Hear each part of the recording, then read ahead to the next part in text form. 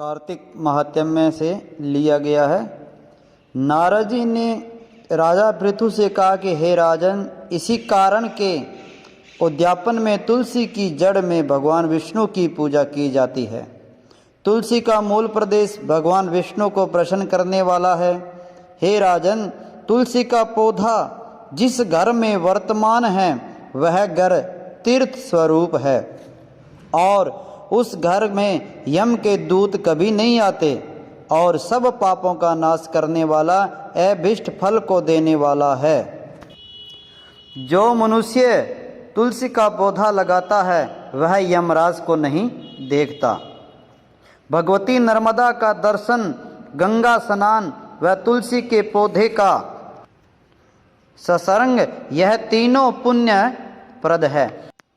तुलसी का पौधा लगाने से, सींचने से, दर्शन से और तुलसी को छूने से कामिक, वाचिक, मानसिक आदि संपूर्ण पाप नष्ट हो जाते हैं। जो प्राणी तुलसी के दल से भगवान शंकर का पूजन करते हैं वह पुनः गर्भ में नहीं जाते, निसंदेह वे जीवन से मुक्त हो जाते हैं। तुलसी के दल में पुष्कर आदि समस्त तीर्थ, गंगा आदि संपूर्ण नदियां और विष्णु प्रभूति सब देवता निवास करते हैं। तुलसी के साथ यानी तुलसी के पास जो अपना प्राण विसर्जन करता है वह चाहे कितना बड़ा पापी क्यों ना हो, उसे यमराज नहीं देख सकते। हे राजन, जो लोग तुलसी के काष्ठ का चंदन लगाते हैं, तुलसी के काष्ठ का चंदन लगाते हैं, वह सहज ही मोक्ष को प्राप्त हो जाते हैं और उनके द्वारा किए गए पाप भी उनके शरीर को स्पर्श नहीं कर पाते। हे राजन, जहाँ तुलसी के वन की छाया हो वहाँ पर पितरों के निमित्त दिया हुआ दान सर्वदा के लिए अक्षय हो जाता है। हे राजन, आंवले के वृक्ष की छाया में जो प्राणी पिंडदान करते हैं उनके पितर यदि नरक की यातना भी भोग रहे हो तो वे मुक्त हो जाते हैं। आंवले की वृक्ष की छाया में जो प्राणी पिंडदान करते हैं उनके पितर यदि नरक की यातना भी भोग रहे हो तो वे मुक्त हो जाते हैं। सिर, हाथ, मुंह और देह में जो आंवले को धारण करते हैं उनका विष्णु रूप जानना चाहिए।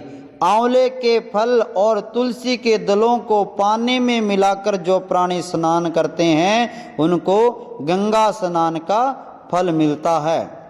यानी आंवले के फल, तुलसी के दलों को पानी में मिलाकर जो मनुष्य स्नान करते हैं उनको गंगा स्नान का फल मिलता है। जो मनुष्य आंवले के पत्तों और फलों से देवताओं का पूजन करते हैं उनको स्वर्ण मणि और मोतियों द्वारा पूजन का फल होता है। कार्तिक मास में सब तीर्थ, ऋषि, देवता और सब यज्ञ जब तुला राशि में होता है, यानी जब सूर्य तुला राशि में होता है तो आंवले के वृक्ष में वास करते हैं। जो मनुष्य द्वादशी तिथि को तुलसी का दल और कार्तिक में आंवले का पत्ता तोड़ता है वह रोरो नरक में वास करता है।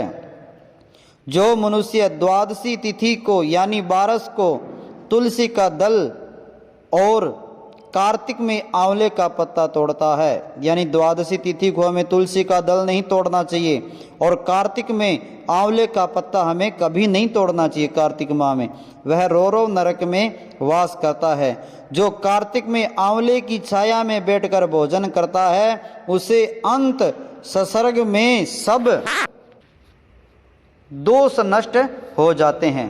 कार्तिक मास में जो आंवले की जड़ में भगवान विष्णु का पूजन करता है उसको श्री विष्णु क्षेत्रों में पूजन का फल प्राप्त होता है। आंवले तथा तुलसी की महत्ता का वर्णन करने में श्री ब्रह्मा जी भी असमर्थ है, इसलिए धात्री और तुलसी की जन्म कथा सुनने से मनुष्य अपने वंश सहित मुक्ति को प्राप्त करता है। बोलो विष्णु भगवान की जय हो।